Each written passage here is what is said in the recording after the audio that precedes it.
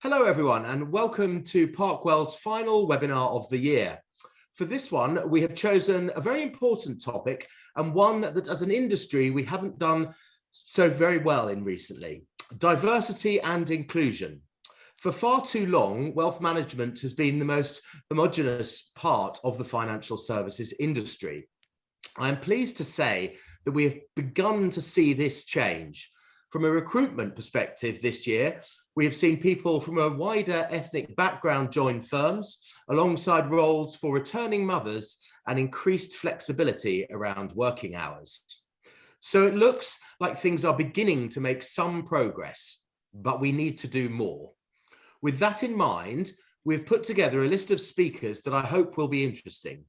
First up will be a colleague of mine, Prash Arora, who will set the scene and talk about some of the key issues around D&I today. Then we will have Gareth Wadley, a partner and head of the Employment Law Division at Bristow's, who will talk to us about some of the legal benefits of D&I. And I'm pleased to say that Zandi Nkata, the Belonging, Inclusion and Diversity Lead at Investec, will be joining us to talk about some of the things that she is working on there.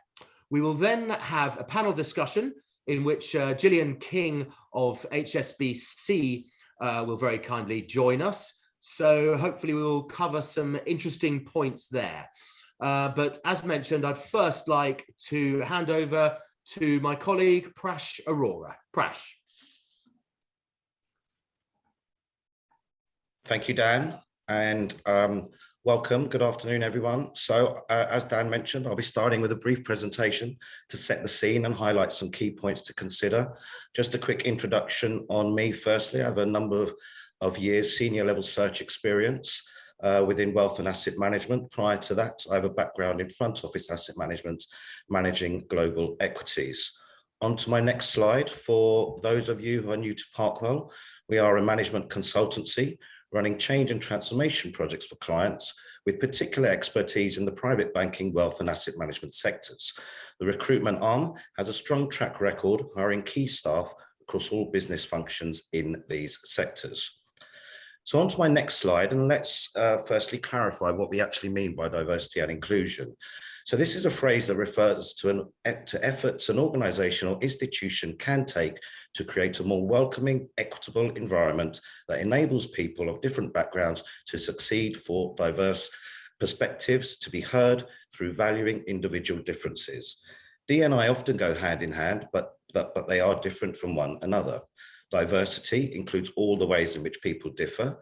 Inclusion is fostering an environment where all individuals contribute fully and feel valued, engaged, and supported to reach their full potential.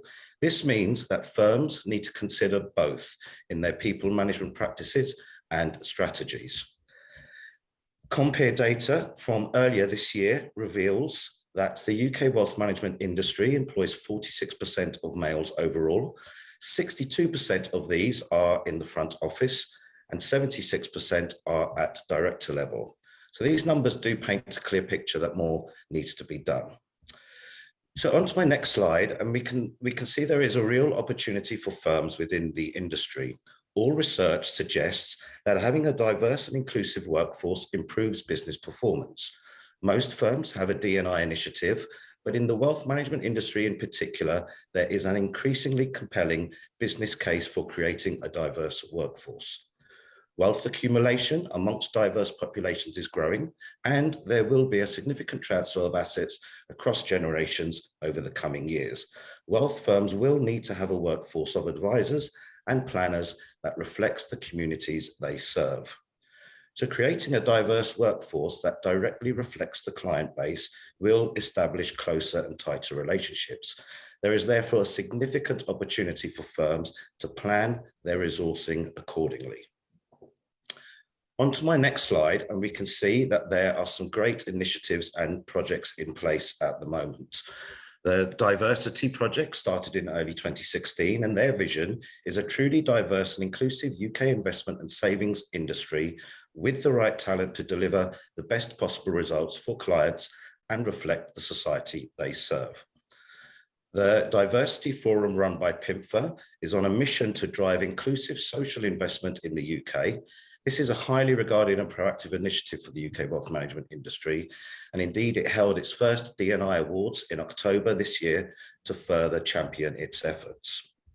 The Asset Owner Diversity Charter is committing to consider D&I when appointing fund managers. The Charter is backed by signatory firms representing approximately £1.1 trillion in assets under management or under consultancy.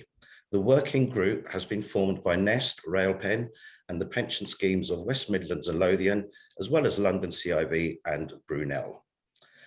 And there are various initiatives to encourage women in wealth and asset management. And actually just last night, Citywire held its second Gender Diversity Awards ceremony to recognise the progress made by fund management groups on the representation of women and gender diversity practices.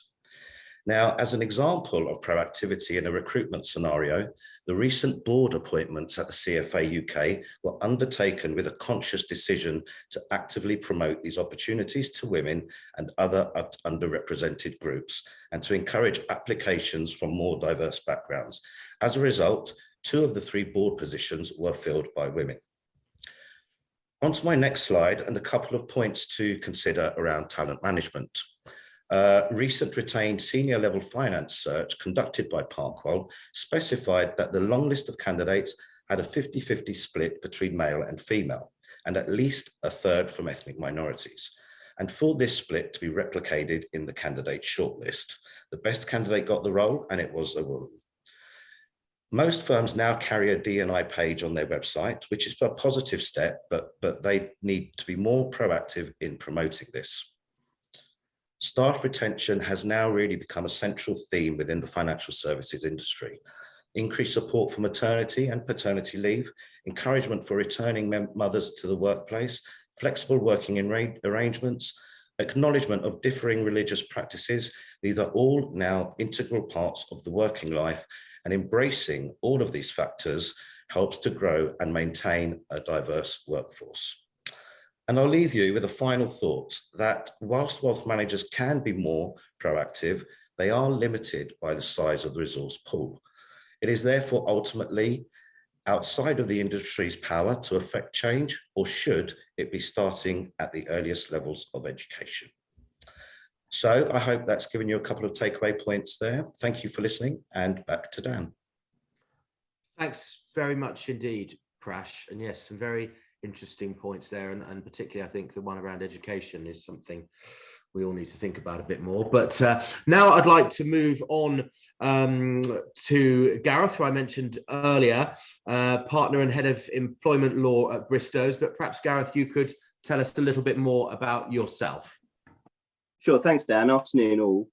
As Dan says, I'm a partner at Bristow's. I specialise in both employment and immigration law.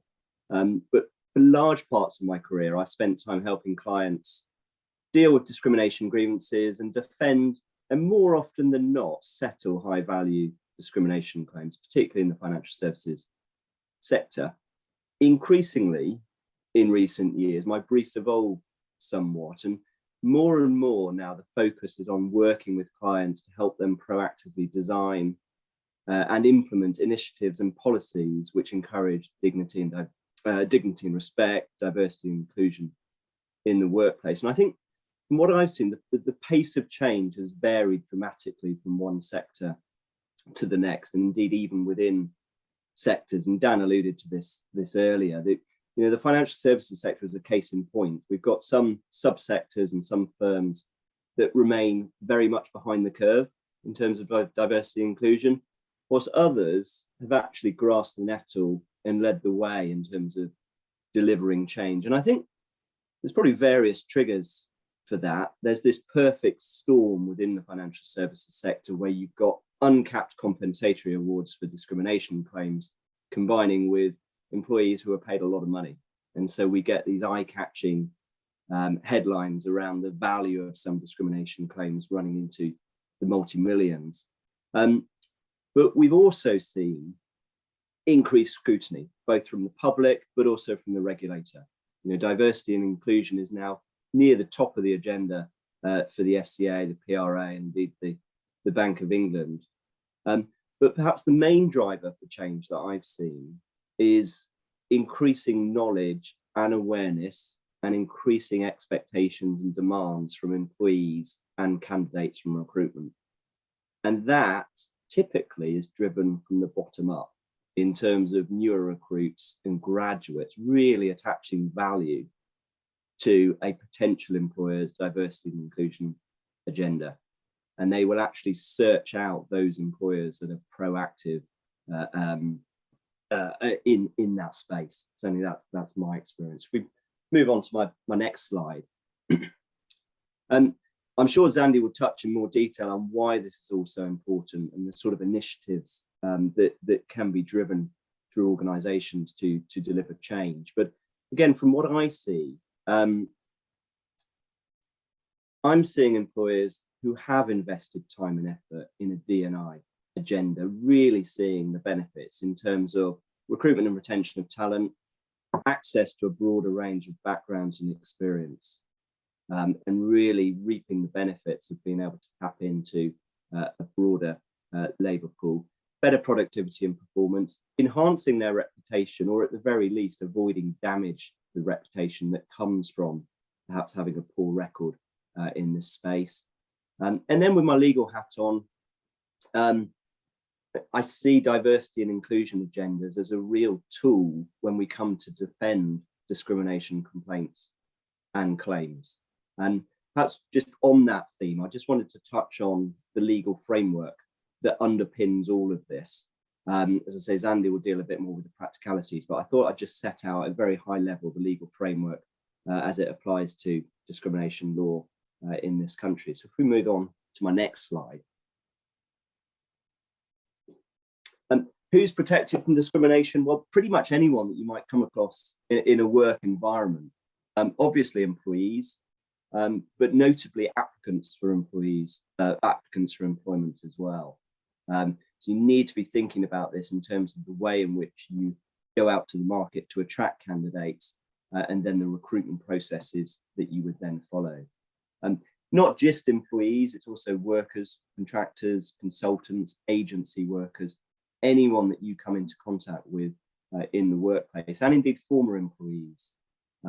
It's not uncommon for someone to raise a complaint during the course of their employment, to then leave, and then subsequently claim that you've subjected them to some sort of detriment after they've left, a sort of form of victimization, which is in itself an act of discrimination. So it's pretty broad in terms of who's protected, and we'll see on the next slide the sort of outline of the protected characteristics. So these are the grounds on which someone could pursue a claim or a complaint. And you'll see it's very, very broad. Sex, race, which covers nationality and ethnic origin, gender reassignment, disability, pregnancy, maternity, sexual orientation, religion or belief. And belief is pretty broad. And it's anyone who's got a belief that's worthy of respect in a democratic society. So understanding your workforce and what's important for them is increasingly important. Age and marital status. And those are the grounds on which you can pursue a claim. I think it's worth noting that diversity characteristics are far broader than that.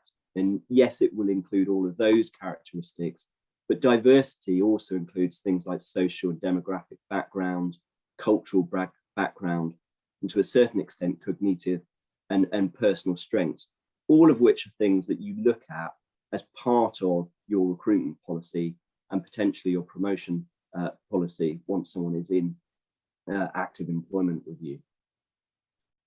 On the next slide, I'll just briefly outline the different types of discrimination for your awareness. Could spend a whole day talking about this, but just at a very high level, it's broadly 4 different types of discrimination. We have direct discrimination. So essentially you treat someone less favorably because of one of those protected characteristics that we just looked like. You don't recruit someone because they have a disability. You don't promote someone because they're pregnant. That's direct discrimination. And save in very exceptional cases, if that's found to be the case, it cannot be justified. Indirect discrimination is a little bit nuanced.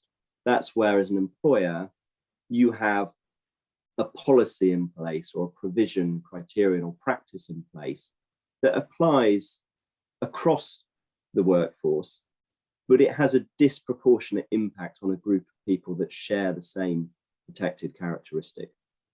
Very extreme example on the slide there. From many, many years ago, the police force had a requirement that if you were going to be a bobby on the beat, you had to be more than 6 feet tall.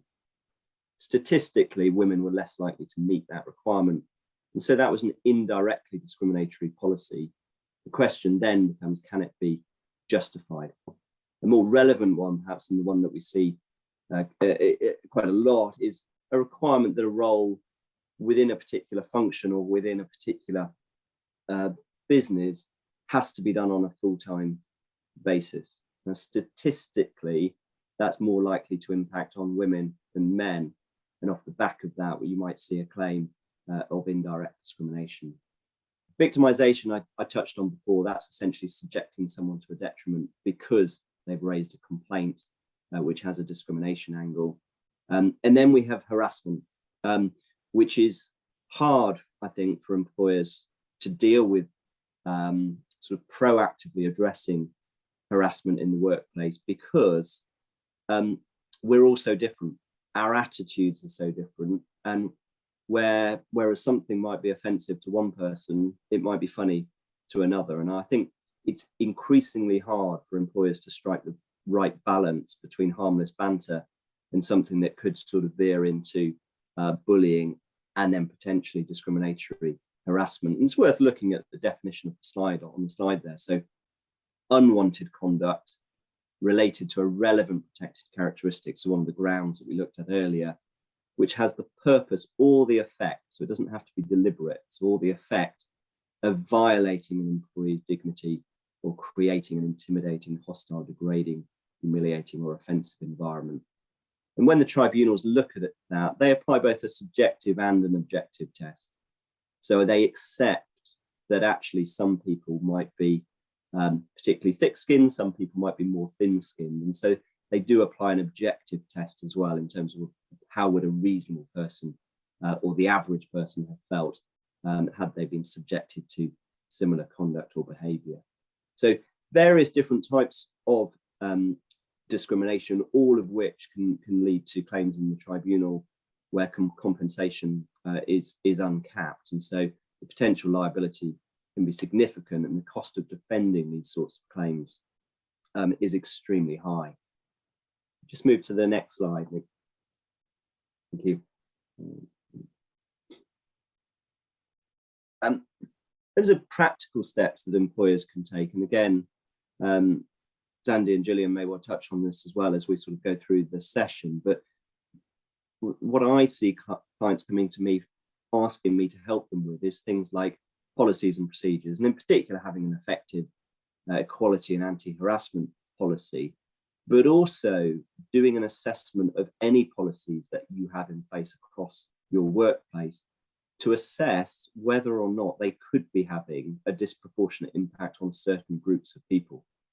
So you might well have a perfectly well-intentioned policy or procedure in place, but actually when you look at it more closely, you can see that it's either adversely affecting people or perhaps benefiting certain groups of people more than others. And that gives rise to potential indirect discrimination complaints, as well as general complaints of fairness. Strong communication is crucial, and it needs to be from the top down. You know, these messages about the importance of diversity and inclusion have got to come from the top, and then they've actually got to abide by what they're preaching around zero tolerance, but also proactive communications around what you as a business are doing to facilitate diversity and inclusion across your workplace and encourage dignity and respect. And that can be combined with regular training for your employees. And that's a key part of my role, and my team members will very regularly go into businesses and run training and workshops around the practical steps that employees should be taking during the course of their employment. Employee networks and groups, but also reporting mechanisms. You know, if someone has got a concern that they wish to raise, they need to be comfortable that there are channels within which they can raise those complaints or concerns without fear of retaliation or retribution. Really, really important that someone doesn't feel that they can't speak out because it's going to impact on their future prospects within the firm. Monitoring.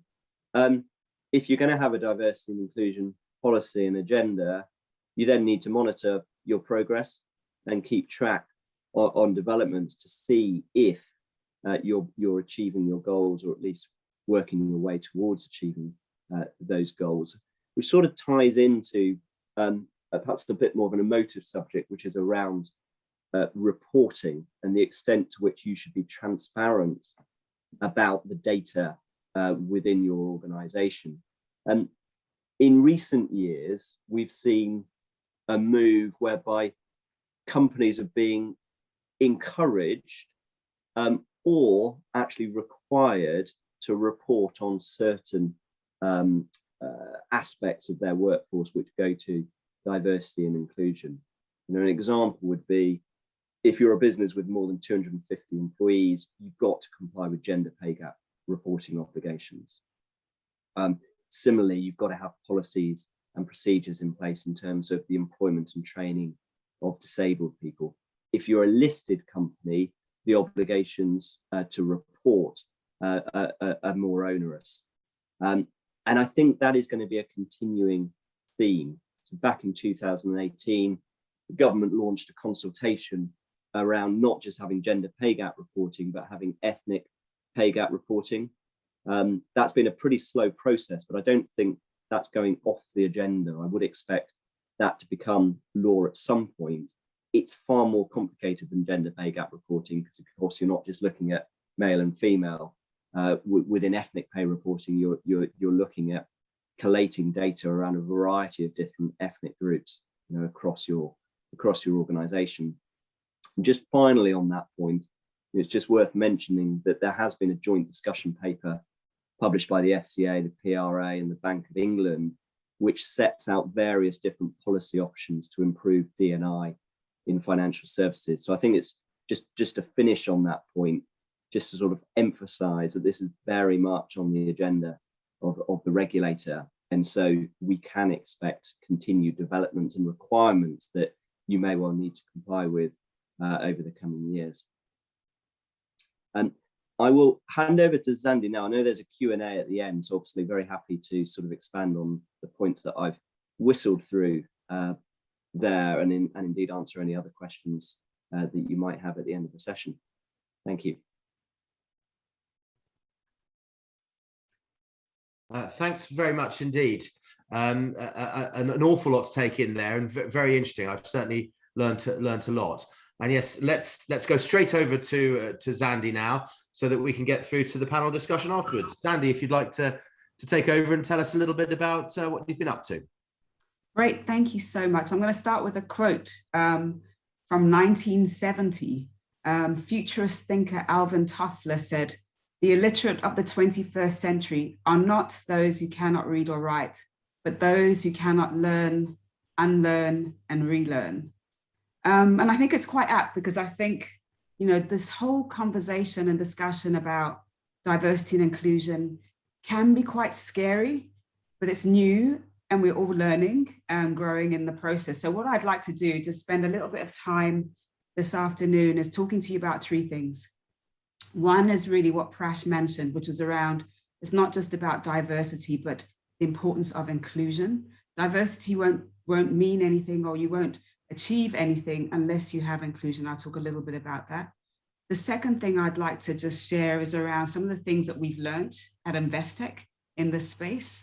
And then the third thing is just to share some of the lessons that we've learned, and examples of things that might stop progress. So I'll start with diversity and why diversity and inclusion is important. So if we think about the definition of diversity, often people will see diversity as those visible things. So it'll be about ethnicity, it'll be about gender, it might be about age or ability or disability. But what lies below the surface and often unseen are those invisible things. So things like, socioeconomic background, sexual orientation, neurodiversity. So when we're talking about diversity, we're talking about a whole range of things. But what's become increasingly important is to broaden our definition of diversity.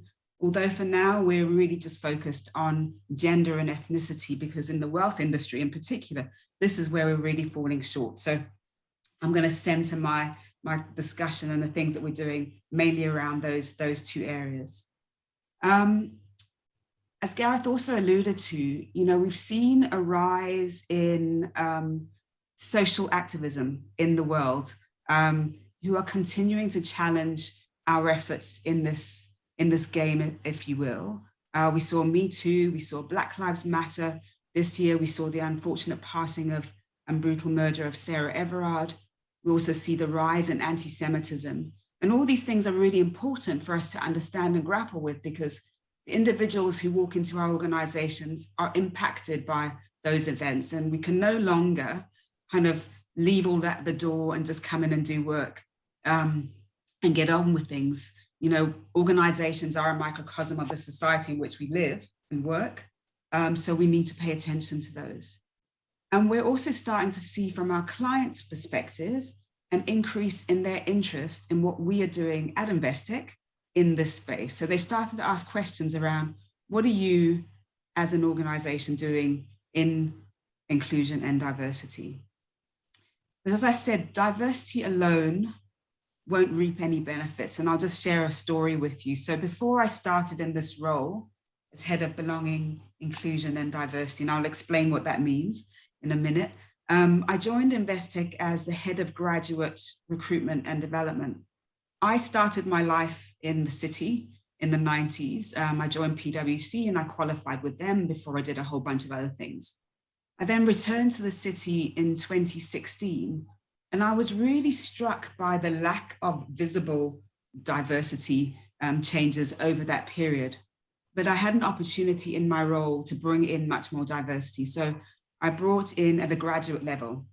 So I looked at diversity, not just in terms of gender and ethnicity, but also what universities people were going to, because usually, people were fishing at the Russell Group top universities. So we said, there are many, many more universities we can fish from. So we did that. And then we looked at different qualifications students were studying. So what we were saying is that we would recruit for attitude and we would train for skill. So didn't really matter if they were classics students or history students or psychology students. If they were interested in finance and learning about finance, we brought them in.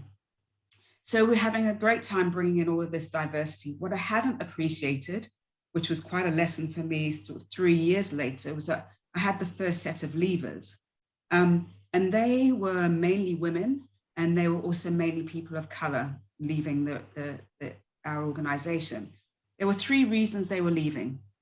The first was that they were saying there were no visible role models. So what that meant for them was that, if I stay here, will I really get promoted? Is there really a space for me in this organization? The second was that they had experiences of microaggressions. And how I define a microaggression is really, some of those little things we say or do that just make people feel a little bit excluded.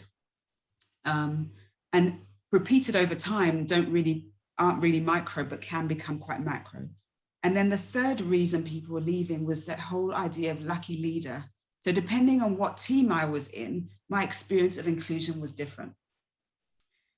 So as an organization, we came together about three or 4 years ago to say, how do we respond to all of these drivers, these conversations that were coming to us internally, the rise in regulation, the rise in social activism, the rise in our clients asking questions, to say, our response as an organization is that we wanted to become a place where it was going to be easy for people to be themselves. And that's our vision. So belonging, inclusion, and diversity, if I break down the B, the I, and the D, and I'll start with the D, the diversity part is really about representation and appropriate levels of representation. And not just at the graduate level. I think we default, and it's a safe space for us to play in the graduate level, and it's easy. But where the challenges are at the much more senior levels, that's where the diversity gets more and more diluted. and also in the decision-making bodies. So we have to look at diversity across that. The I, so the inclusion, is around the implicit and explicit invitation to participate. So Werner Myers from Netflix describes diversity and inclusion as diversity as being invited to the party, but inclusion being about being invited or asked to dance. And that's really quite a nice sort of simplistic definition. But if we add belonging into that, belonging is really about the culture and the climate of an organization that really encourages this invitation, I guess, to fully participate and feel a sense of belonging. So if we go back to the graduate example, where they had those three things, they really touched on all the core elements. They spoke about lack of role models, which is the diversity piece. They spoke about experiences of microaggressions, which is the inclusion piece. And they spoke about that lucky leader, that whole climate and culture piece, which is really around belonging. They didn't articulate it in those ways as belonging, inclusion, diversity. They just spoke about their experiences, but it was really those three things. So at Investec, we've learned a lot. It's kind of like 3 steps forward and 1 step back, and then shifting and changing.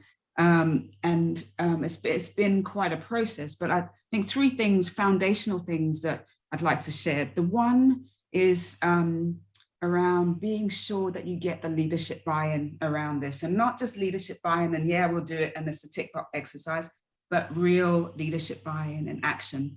Without it, you're not going to get anywhere, because people will see that you're not authentic and they will leave. I, for example, within Wealth, I sit on the Wealth Exco. So I have a seat at the table and I can influence and drive action. And it's not just this HR thing that people, over there need to deal with, but it is something that, everyone is a part of. The second foundational piece, I think, is around the importance of reviewing all of your institutional policies and practices. And Gareth mentioned a couple in his presentation. Making sure that those are equitable. And there's a difference between equal and equitable. So equal is the same. Equitable takes account of people's individual situations. So for example, we used to talk just about maternity leave and paternity leave. Now what we talk about is family leave, because we know it encompasses so many more different things. So we have within there maternity and paternity. We also have in there shared parental leave. We also have in there adoption leave to account for those different family units that exist. And then the third piece, foundational piece, is around getting feedback, eliciting feedback from your employees. And don't be afraid to do that, because what the people on the ground will know what most of the solutions are. So you don't have to come up with some magic solution and idea. But really listen to people. Gareth spoke about the networks. That's been a really crucial place for us to get feedback from. So at Investec, we have 4 networks, employee networks. And the one is called Young Minds. So it's people within who are 35 and under who've come together. And one of the reasons they have come together is that they want to create a network of young people, but they also want to have voiced that they want to have a seat at the table and be involved in the decision-making. So that was feedback that we got. So every month at our Exco, we have what we call an empty chair, where we invite a young person in to take that seat. It's become so popular now, we've actually got 4 empty chairs every Exco, and it's a rotating thing. But the level of conversation and dialogue and just rich discussion is phenomenal. Now that we have this younger voice within our conversation, but it also opens up a level of transparency, so they can also just see what we're actually busy discussing, what used to be behind closed doors. So that's just an example of the stuff we're doing there. And then finally, maybe just to share a few things that we've learned from and that have got in the way of us progressing. And I sort of alluded to it earlier. The first was around making sure you have the leadership commitment, but also that it's all of our responsibility to make the change, particularly within inclusion, because inclusion happens on those day-to-day interactions with people. It happens or it doesn't happen. So it's really in the teams. It's quite a local thing, but it's important for everyone to understand it's their responsibility. The second is really about the Alvin Toffler quote that I had right at the beginning, was around our ability to learn, unlearn, and relearn is continuous. So we just, as individuals, as leaders, and as teams, need to keep learning. The third is around, making sure that your environment is safe enough for people to speak up. So, if they do speak up, that they're not in fear of retribution. And I know that's quite difficult to do, because it is around what we've done at Investec is try to create different avenues for people to be able to speak up. And then lastly, I think what may get in the way is that if you're not clear around what your measures and targets are to track the progress, it could be a bit of a stumbling block. Could people be like in the dark around what you've actually done? So those are the things I would just flag for you. But I'm going to stop there. I think, when I, in summary, a lot of this work is really just about being a better human to other human beings. Thanks, Dan. I'll pass over to you. Thank you so much, Sandy. And yeah, what a great point to end on there. I think it really is what a lot of this is about. So thanks very much. I think now I'd like to introduce Jillian King, who's going to join us in this panel discussion. Perhaps we can just quickly hear from you, Jillian, a little introduction from you, and then I'll start with the first question for you. So over to you, Jillian. Thank you, Dan. Yes, I'm Jillian King. I am Global Head of the Cybersecurity Programme at HSBC, and I am very fortunate in that I sit on an area of cybersecurity which is over 60% female within the senior management team, which is virtually unheard of in the FTSE 100 industry. And this is one of the areas I've got to through a number of different initiatives that I think have taken place at HSBC. And one of the things that they're currently involved in at the moment, they have a lot on the diversity and inclusion agenda. And it's one of the areas I'm quite heavily involved with, both from a women in tech and women in banking sort of aspect, and also from a neurodiversity aspect as well. So I'm heavily involved in this stuff and see quite a lot of it on a day-to-day basis. Brilliant. Thanks very much. So I'll start by asking you, Jillian, and I'm going to reference Prash's earlier presentation. So let me just get this right. The wealth management industry has 46% of males overall, with 62 in the front office and 76 at director level.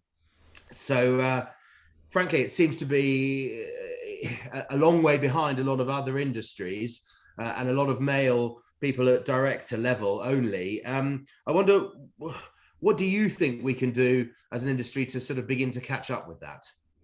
Okay, well, the first thing I'd say is, yeah, that there is an awful lot to be done here. But actually, if you look at it compared to some of the breakdown within that, the figures can be even more stark. So, for example, within IT in the big financial services industries, only 19% of women of the senior management are actually women. So as you dig into it, the figures can actually get a lot worse. And overall, yes, there's a lot to be done, but we're probably still not the worst in the whole of the employment area. But I think the key thing for me on this is looking at your demand and supply side. And actually, you could just quote the whole of Zandy's presentation as an answer to this question as to what we need to do. But I would look at 2 or 3 key things. The first one I would be saying is it's the leading by example. We need to be consciously putting more people in of a diverse nature. And this will have a massive impact on the supply side of things, because as Andy said, people will join, but then if they're not getting the right environment where they're there, they will then leave. And I think if you look at grads of today, they aren't the same as when we were graduates, we were joining and that we had certain expectations. The graduates of today have many, many, many more expectations. They expect to come into a world that's fair. They expect to look at socioeconomic factors. They're not just looking at their own careers. And I think there is a lot in the wealth industry in particular that they need to do to shed the image of being the white middle-aged men. And that's, to me, is one of the things that you have to look at, making yourself more appealing to the graduates. And the only way you're going to be able to do that is by changing from within. Now, I know in many places there are an awful lot of agendas and things saying, right, we must do this, we must do that. I think the policy side of things is really, really important, and not the direct policies, because, you know, the direct policies will have 100 people looking at them, checking that they fit the regulatory stuff. But back to what Gareth was saying, it's the indirect ones. There's things like, if somebody's off work for a certain amount of time, your rating automatically goes back to the neutral one in the middle. Well, you know, if somebody's been off on maternity leave, then that means that if they were considered top of the pile before they went to maternity, suddenly they're back in the middle by the time they come back, just because they had a baby. That sort of thing. And I think it's the indirect ones that will make a big difference, because they're the ones that make people want to leave an organisation. So I think on the policy side of things, that's quite important, to have a look at your indirect policies, make sure that you're not really discriminating against people by accident almost. But the second thing I think has to be much more direct, and that is, unless we start making targets to bring a more diverse workforce into play part of people's reward system, then it will not happen. So I think you really need to link. So we have at HSBC, you have people's scorecards, and on most of the senior management scorecard, there is a target around diversity. And if people think that their bonuses are going to be affected if they don't do this stuff, then you've got a much better chance of them going and doing it. Brilliant. Thank you. That's very interesting. I wonder, Sandy, did you have any thoughts to add to that? I think I've probably covered in my presentation, but I think, you know, just the importance to think about the entire pipeline. So don't just think about grads. Grads is easy, you can get that done, but think about the entire, because as soon as you get, you know, one or two key senior people, people will be interested to see what's going on in that organization. So get the representation right at the top as well. Okay. And just to add to that, Dan, I just think you've got to be in this for the long haul. You know, there's so much movement required, particularly in, you know, in this area, that it's not just a case of waving a magic wand, having a few policies, and then being disheartened when it's not immediately fixed in the next couple of years. Yeah. You know, this needs to be a really, really long-term commitment that you need to keep striving at, really, to reach. And I've seen that a lot in terms of clients coming to me bemoaning their gender pay gap and asking for an immediate solution. Well, they don't exist. But particularly when you are reporting on this, it's just seeing some movement in the right direction and explaining how that movement has been achieved, and perhaps what are the barriers to it as well, and understanding what are the barriers to it. Interesting. And you may have directly answered my next question, actually, because we were gonna see. I was going to ask Sandy, you know, if there's anything you think can be done in the shorter term to help build a more diverse workforce, which I appreciate is almost the opposite of what Gareth has probably quite well, or definitely quite rightly told us. But Sandy, I wonder if you had any thoughts about doing something in the short term, just to help. Yeah, I think there are a couple of things you can do in the short term. I think the one that sounds most obvious is actually get the data. So some organizations I know are struggling to get the data of in terms of understanding the makeup of their organization. And you just, you know, we got legal advice as to how to get that data, but it's really important that you're clear about, you know, what the data is going to be used for, who's going to have access to it, why do we want it, but it's critical to have it so you can start to track your progress.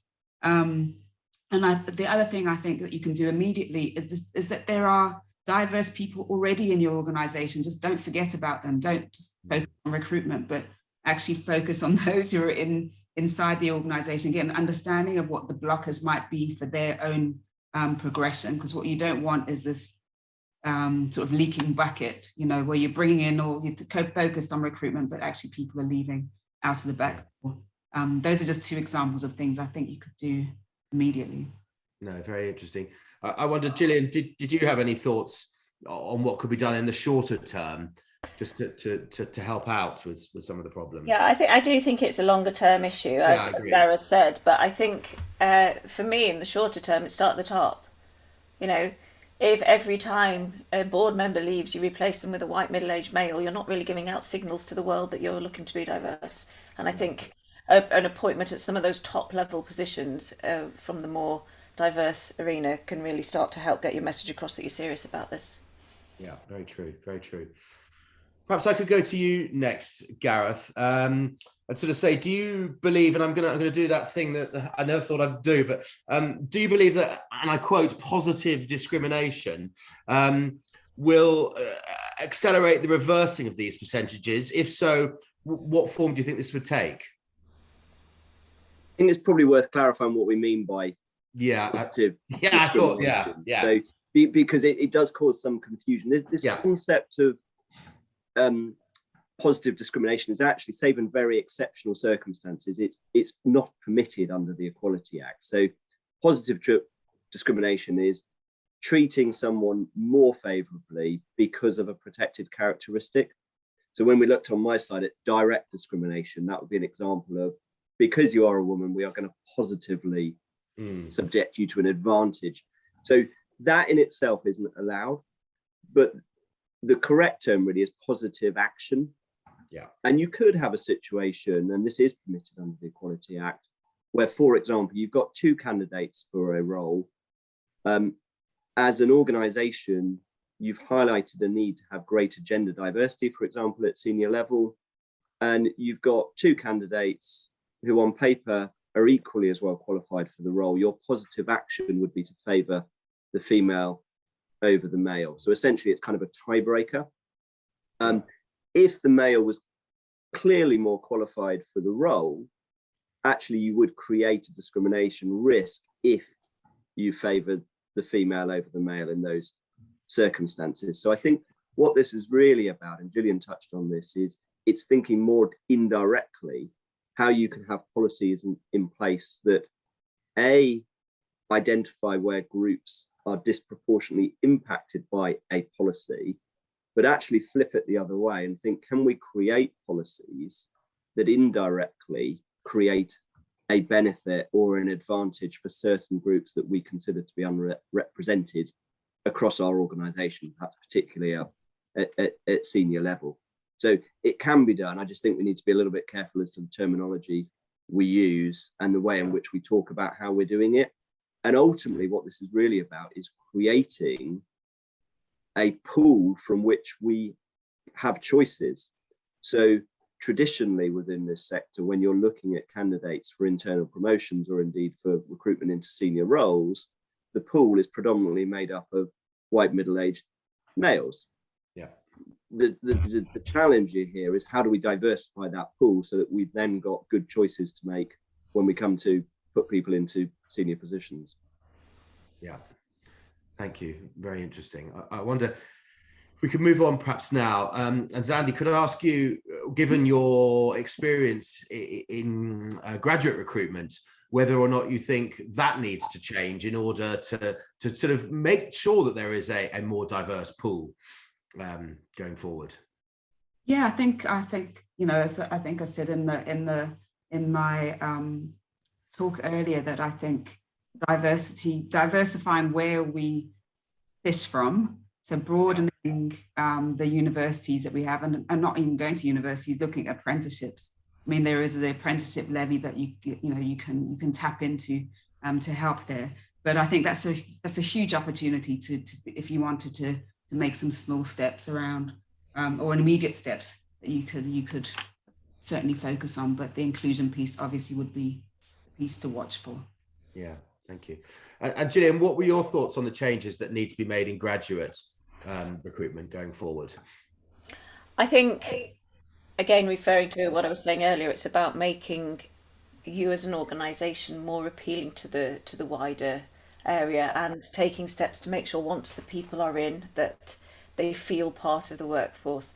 And this is one thing that I've seen at HBC they've done quite well with. They now have as part of the graduate recruitment, they have a female graduate recruitment week where they invite third year students from various different universities to come and learn a little bit about HSBC and the sort of things that they can do as an employer on a more diverse level. And then I think when they actually get there, one of the things that it's really important is to make sure that people are being given mentors that are the role models. Make sure the role models are there. So, for example, if you're bringing in the recruitment now, quite a lot of the time I will be asked if I could mentor one of the new females, and they also have an area particularly looking at as you say, the different areas of learning. So you're not just focusing on the typical areas you've always fished from, as Andy said. Make sure that your net is a little bit wider. Okay, thank you. Perhaps if I could just come straight back to you, Jillian, because I know you're not in that industry now, but I know previously you were in wealth management. I was indeed. And I wondered what you thought the industry could do or needs to do to make itself more attractive to a diverse workforce. I think it is a problem within wealth management specifically, and specifically more so than in financial services in general.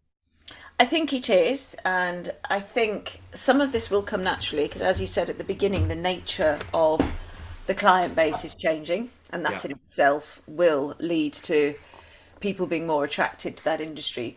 But again, as I've said, and at the risk of repeating myself, it's got to be leading from the top. You've got to be able to demonstrate to your graduates, and not just your graduates, as Andy said, to anybody else who you're looking to bring in, that you as a firm are not all about the old-fashioned values, the old-fashioned ways of doing things. You've got to demonstrate progress. And I think a lot of that comes from the makeup of your board, but also the initiatives that you're undertaking.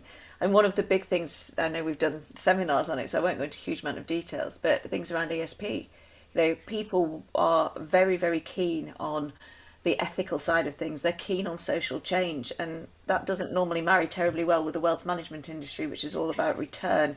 So you've got to start bringing some of those things in if you want to attract the modern diverse workforce. Brilliant, thank you. Zandy, I wonder if I could come to you on that question. Yeah, I think just to add to what Jillian said is also to be honest and open about where you are. So don't try and diversity wash, as it were. I love that phrase. I'm stealing that phrase, Andy. I really am. You'll see it on websites. You'll see this whole bunch of people who don't really exist in the organization, but who are there. So I would just say that, and then just do something. I think just start with something. Be visible in terms of what action that you're taking, and just get serious about it and do something. Okay, thank you. So I'm aware time is sort of becoming our enemy. So let's just see if we can get two more in. I'll start with one though that there may be a bit to talk about. So do you believe? I mean, clearly there needs to be change within the sort of D&I, but do we also need to address perhaps some cultural change? Is that something that needs to happen within organisations? And I'll start maybe with you, Gareth, on that one. If you're... Well, it's a leading question, because I think the short answer to that is yes, isn't it, Dan? But I mean, I think I'll give my view as to why, and it touches on how Zandy finished her presentation, which is part of this is just about being better people. Yeah. And although, as I've sort of explained, the discrimination protections and the different types of diversity characteristics are extremely broad, not everything falls under that banner or heading. And ultimately, this is about treating people with dignity and respect in the workplace, because behaviors are infectious, and the way in which we treat our colleagues, our direct reports, people of all levels across the organization, it is exactly how the people coming in and looking up to us will behave themselves. And so I think it's not right just to sort of deal with this under that banner of diversity and inclusion. It is broader than that. And certainly when I look at some of the grievances and complaints and claims that I deal with, there isn't necessarily a discrimination angle. It's just people treating people very badly. And that then has a knock-on effect and can then lead into more serious claims relating to discrimination due to protected characteristics. So yes, in short. Thanks, Gareth. And you'd think I'd know better than to try and ask a leading question to a partner in a law firm, but there we are. There's something for me to take away as well. I'd love to add that, Dan, if I could. So Zandy, shall I just say, Zandy, cultural change? I won't say anything else. Yes. I think Gareth has already said it, but culture is really about how we are with each other. And I think what was appropriate sort of in the 90s is not appropriate now. So it's important for us to just keep in step with what isn't appropriate. But I mean, we've seen there's so many examples of that, isn't there? And I think that people's willingness and ability to speak up now is just so much more apparent, and that people are using all forms of social media, etc., to engage and share openly their experiences of what it's like within organizations. I know that certainly when I was first in the city, I wouldn't say boo to a goose. I wouldn't have shared any kind of experience that I had with anyone. I just sort of put my head down and get on with it. But nowadays things are a lot different. The generations that are coming through are very, very open about how they feel, and will leave your organization if they don't feel that they're getting what they want to, or that the organization is aligned to their own personal values. Yeah, thanks very much. And perhaps I'll come last of all to you, Jillian. What are your thoughts on some of the cultural? I think Gareth said it really, really well. And at a risk of being a little bit controversial, I think Adam Hills summed it up very recently when there was all the stuff about that terrible murder. And he sort of basically turned around and he said to the audience, who were just sort of like sitting and listening, he said, every time you let somebody get away with one of those comments, or you let that sort of thing happen, or you turn a blind eye to it, then you become part of the problem. And I think that is exactly what we get to across the wider spectrum here around diversity. Every time a sexist joke is let go, every time a little racist comment is let go, then we are compounding the problem. And the culture has to be that you, even if you don't do that sort of stuff yourself, that if somebody else does, you stand up and you say that's not okay. And for me, that's how the culture needs to change. Yeah, I think that's a very, very important point, and very well said. And I can actually see Zandy clapping there in my screen. So, quietly. I think. So I think on that very important point, and time is against us, I think we'll say thank you very much to everyone, Prash, Gareth, Zandy, and Jillian, for your time.